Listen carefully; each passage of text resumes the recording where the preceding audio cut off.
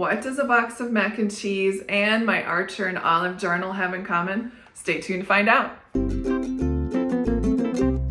I think there's a lot of us out there that have trouble coming up with concepts on how to use a kit on a blank page. Now, this is the Sunflower Fields collection. I've used it previously. I did some of these journal and agenda setup, and I do have a video if you're interested, and I'll link that up in the corner. But I really want to use the rest of this, and I really want to journal at the same time.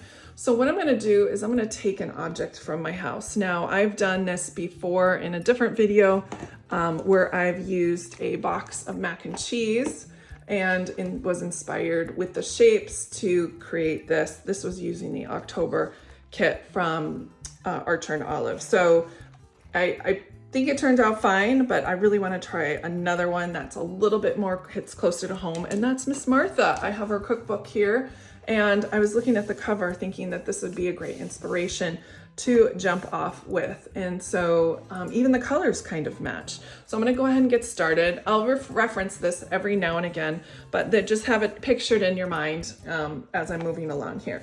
So first off, I need to kind of recreate this center piece right in the middle, because that's going to be our focal point. Now remember, this is going to be a journal entry. So I need to think about where am I going to be placing some of my writing.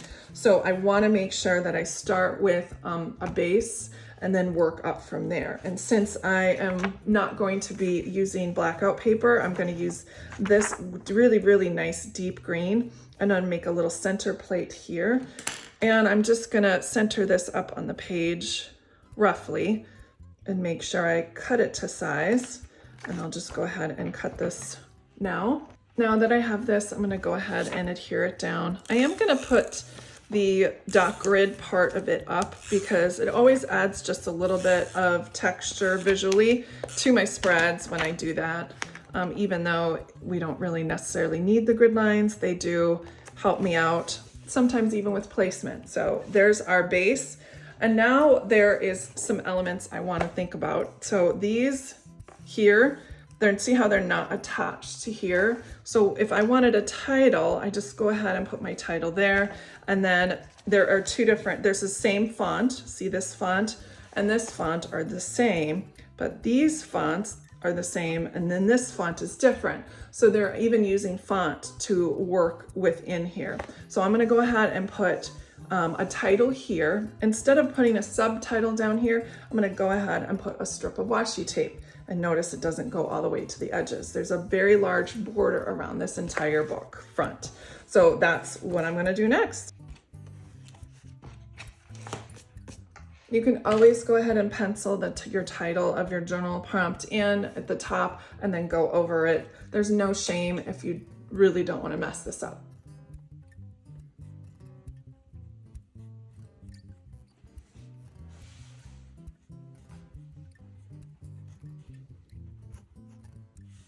I decided on this gold metallic.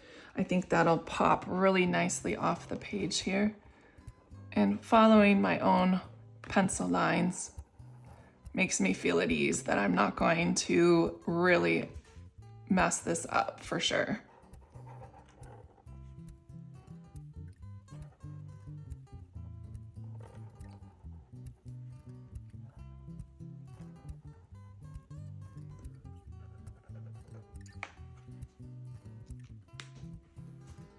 I love that so much right now. Now we can play off these elements here and this center part here with lovely Martha's face. Now these are like they don't have boxes around, so they're kind of see-through. So I don't necessarily want to put two square boxes. I want to think of them as shapes and not squares, because it would really not be beneficial to have two big squares in the corner. It would look kind of odd.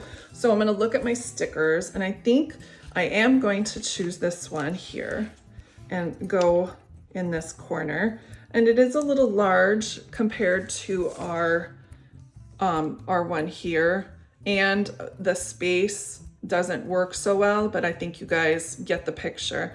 And then I'm going to add another one over here. Probably this one, I'm thinking. This would look lovely. Now I don't need to necessarily match them up spot for spot like I did this cover, but I think that would look spectacular just like that. Now let's talk about the center part. It looks like if we did some sort of center shape with like Martha's body, that would be here, and then have another element right about here to see the triangulation between the eggs and then the two words. That's what we're gonna do down here, but I'm gonna wait until I have my journal base down to put that sticker there to make that grounded, that center part grounded.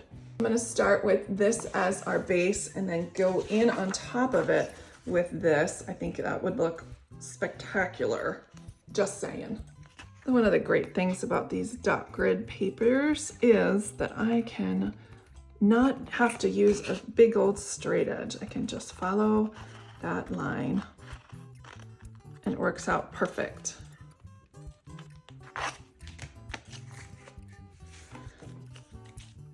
I chose to make sure that I had only one side with the shadow. I thought it would look really great, and I'm very happy with what it looks like. Now, to make this center part more grounded, I think about Martha and this countertop back here to see how there's some perspective where she's like popping off the page. So I'm gonna go ahead and add one little piece behind. I'm gonna cut this sunflower paper and just do a smidge of this paper behind to add a little bit more depth to our center point right here, centered within that center point. Now we can go ahead and add the center part. Now one last element here on the bottom. Let's use this beautiful sunflower basket that ties this whole thing together.